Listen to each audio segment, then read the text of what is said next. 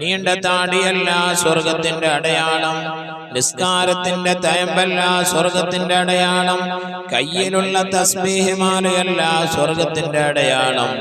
സ്വർഗത്തിന്റെ അടയാളം മുത്തുനബി തങ്ങൾ പറയുന്നു സൽ സ്വഭാവമാണ്, നല്ല സ്വഭാവമാണ്. കുടുംബത്തിൽ എത്ര പേര് പിണങ്ങി നിൽക്കുന്നവരുണ്ട്. ചെറിയൊരു കാരണം ഇതാ, എന്റെ പ്രിയപ്പെട്ടവരെ, റജബും വിട പറയുകയാണ്, ഇനി ശഅബാനാണ്, പിന്നെ റമളാനാണ്. നന്നാകണം. നമ്മുടെ അമലെല്ലാം മഖ്ബൂലാകണമെങ്കിൽ, നമ്മുടെ ദുആ എല്ലാം സ്വീകരിക്കണമെങ്കിൽ നമ്മുടെ കുടുംബക്കാരോട് നല്ല നിലക്ക് പെരുമാറണം. മുത്തുനബിയോട് ഒരു സ്വഹാബി വന്നിട്ട് പറയുകയാണ്, യാ റസൂലല്ലാഹ്, സ്വർഗത്തിലേക്ക് പോകുന്നവരെ അമൽ പഠിപ്പിച്ചു തരണം നബിയെ.